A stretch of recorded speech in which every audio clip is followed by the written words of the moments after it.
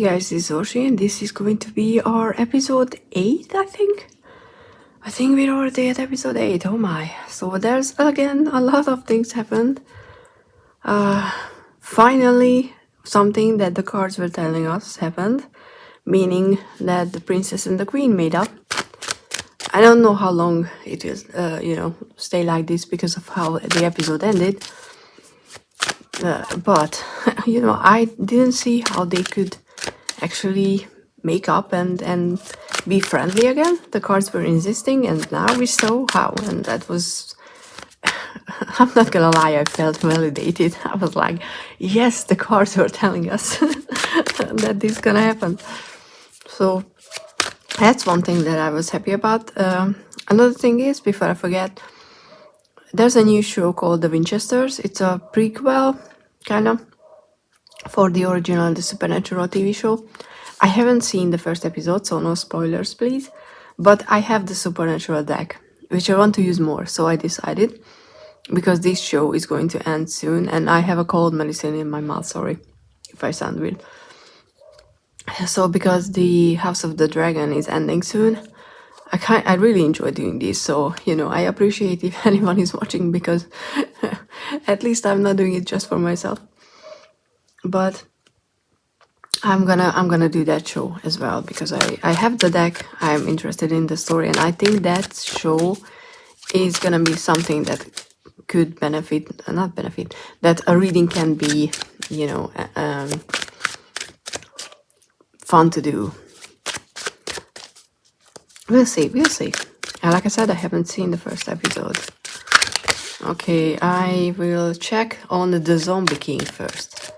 I mean, I know that I said it a few times that I thought that he was dead, but it kind of felt like he was just drawing his dying breath at the end of the episode. And come on now, when someone looks like that, how was he even still alive? That's like...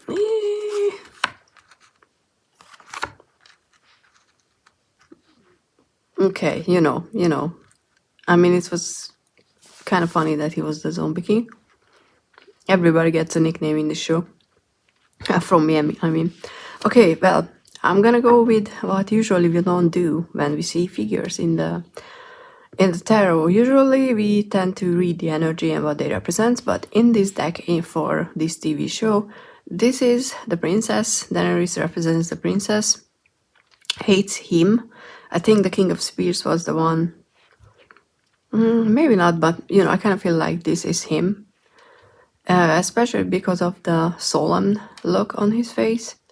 And there's a Knight of Sword. And he is between these two energies, between, he's put in a position, he was put in a position where he had to come out and declare the heir, not the nurse, the princess Rhaenyra or something like that. The princess. There's so many princesses, Jesus. As an heir again, which he did, and that was pretty cool of him, in that state. But I kind of feel like this is the pirate prince. Maybe it's because of the X here. It's kind of like, how his eyes is missing. I don't know.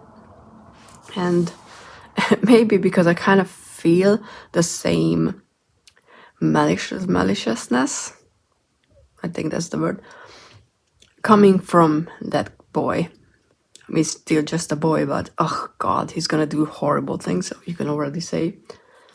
Not like, unlike his other brother who already did something disgusting and horrible, and hope he'll burn in hell for that. But yeah, it's kind of, I think he's still the only thing standing between these two. The two energies that are gonna go for the throne. But because Aegon, his reaction when, she was declared the heir again was like, oh, no, thank you, bye. He doesn't want to be a king, he doesn't care. But the pirate prince, oh, hell yeah. He doesn't think the others, his nephews, deserve anything because they are not of true blood. And you know, married doesn't matter. So why would it? Yeah, whatever.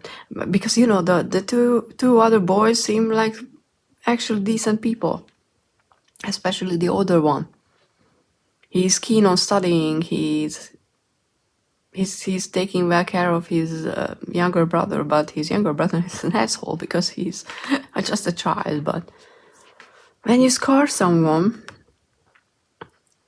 that has consequences. So yeah, I kind of feel like he's the last energy standing between those two, because there could you know, there was some making up with the mother of this child and the princess, so they could have learned to rule together, I think, if not for the children, but you know, that would be a boring show. So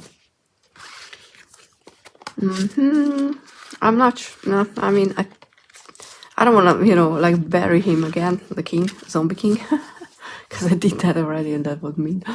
But it kind of felt like, because he muttered the prophecy of something we know it's gonna come true, which is always funny to me.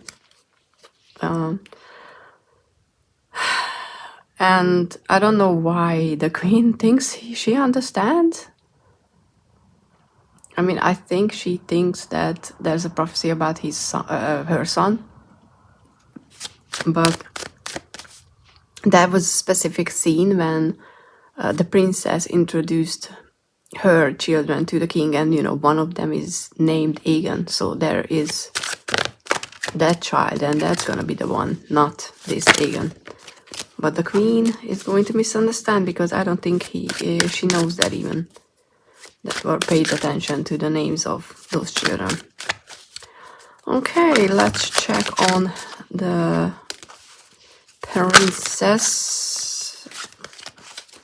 the heir. Oh, come on now. Okay, the heir to the throne. We're gonna go with these three then.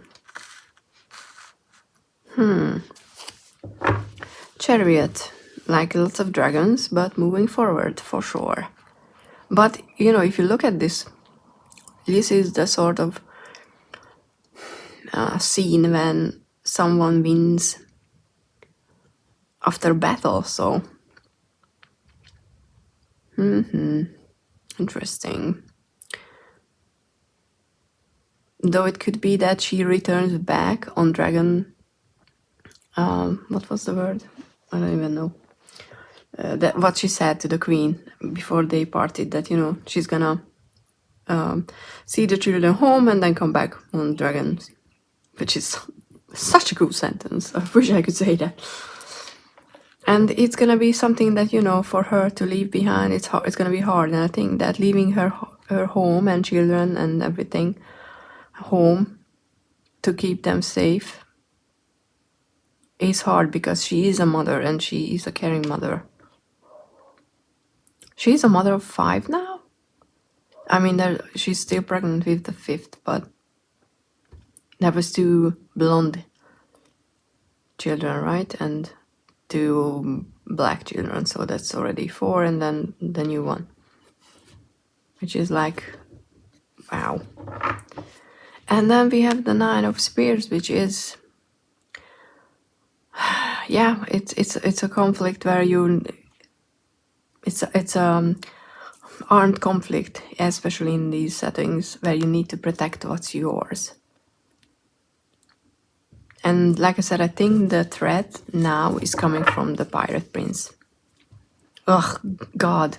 When they were sparring in the yard with Kristoff, oh God, that guy annoys me now.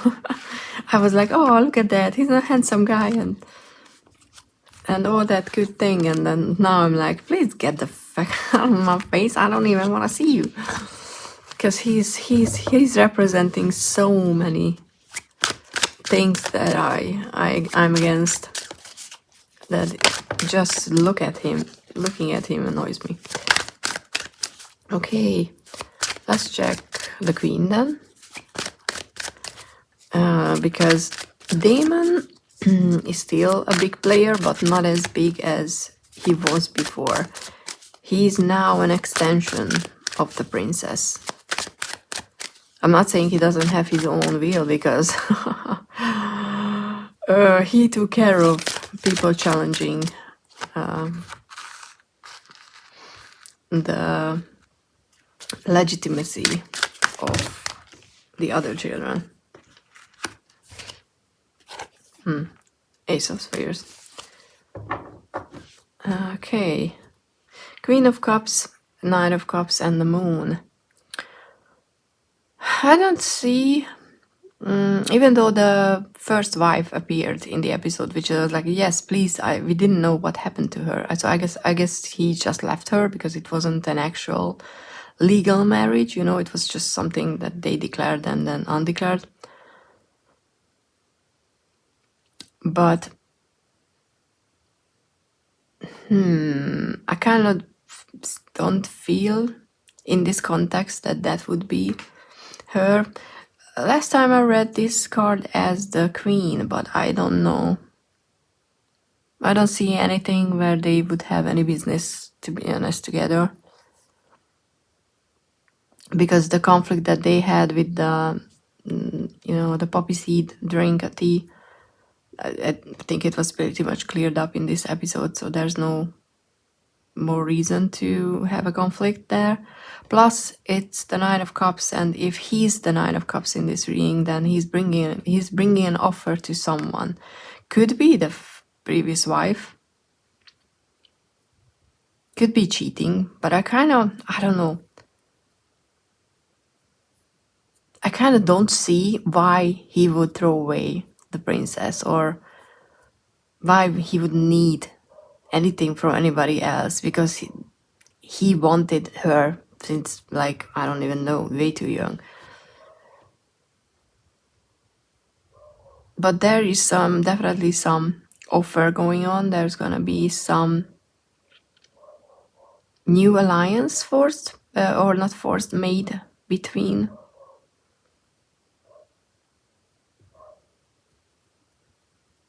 with someone who's, like,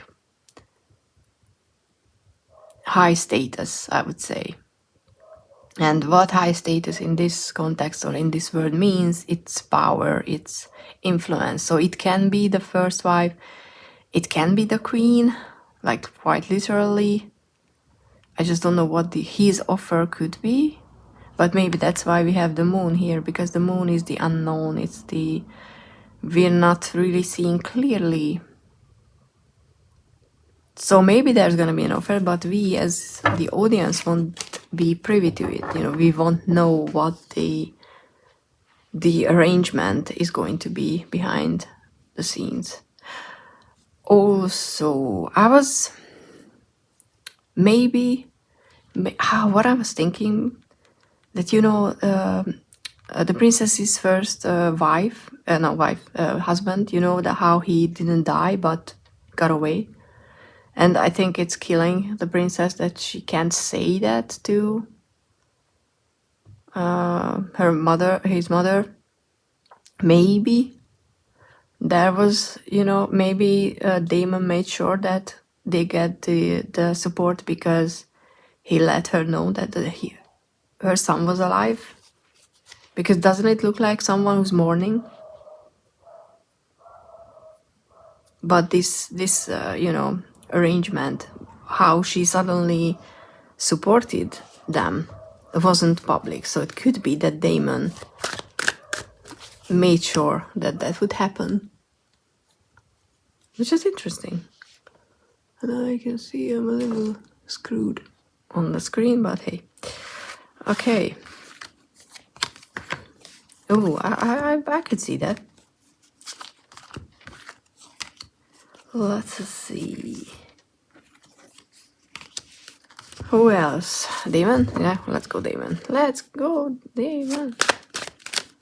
I mean, did we just check Damon? So no.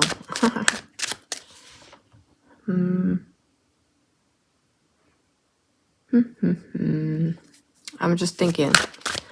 I don't wanna. necessarily check all the children, but I think the Pirate Prince deserves a reading because he is trouble.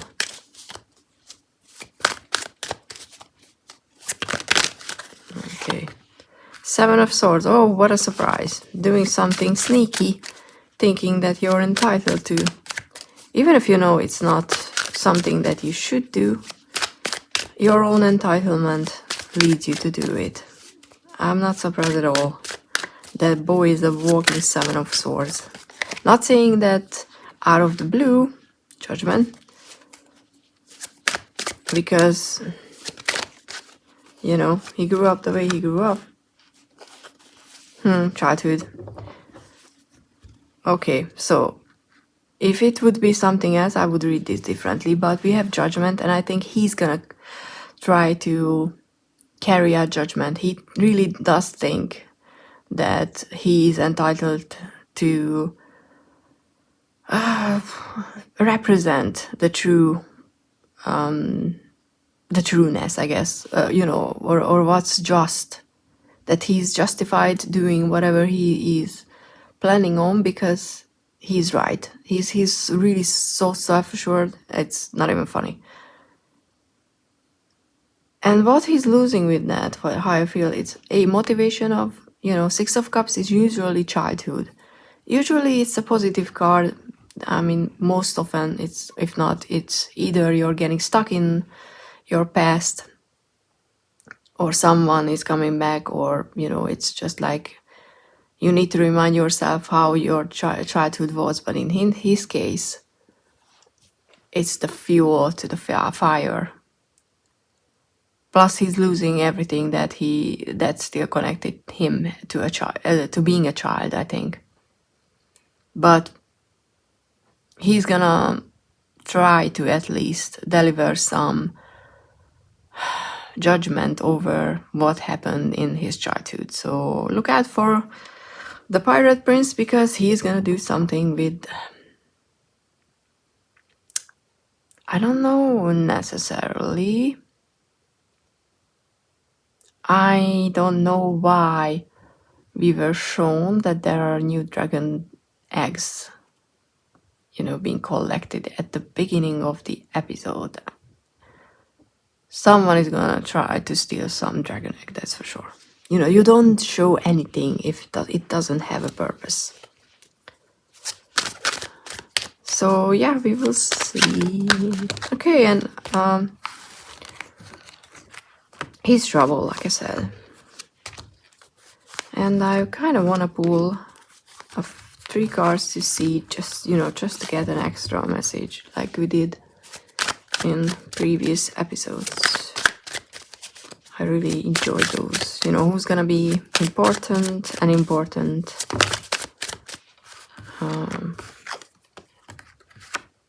Strength with the 3 of Cups. I love these cards. I love these glasses. Even though sometimes, you know, I think about the red wedding. That's kind of giving a little morbid tone to the card. It's kind of what it reads to me and feels to me, that there is strength in not just friendship, but in alignment and, you know, working together, which the king, the zombie king, was talking about. That's why he's a good diplomat. He can see so many things even when he's half alive, half dead. But the others are not there to see. 5 of Swords. Okay, isolation. Someone is getting out of the picture. And 3 of Swords, a heartbreak.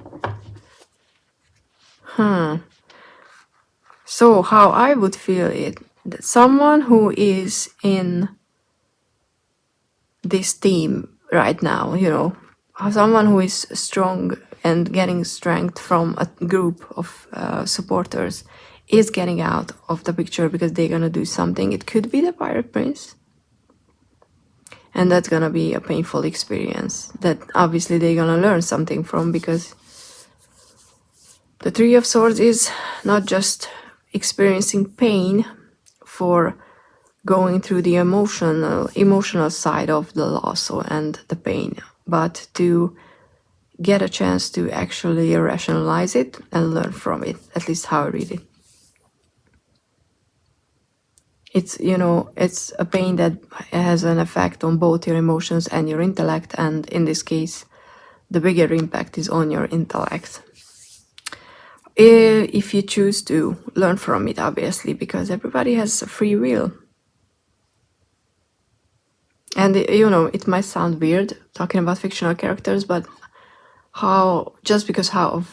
based on how I write my characters, after a while, you just know that certain characters wouldn't do certain things. That's why I had to rewrite, I think, half of the book when I was starting the second draft, because when I was going into the story, I was like, Carly would never do this. She would never go that way. She would never not do this, do something else. So I was like, okay, fuck it, let's just leave the planet with all the plans that I had for them there and start somewhere new, because it didn't make sense. And I think, they are writing it in a way as well. There are certain things that you want to happen to these characters, but they, in a way, have a free will.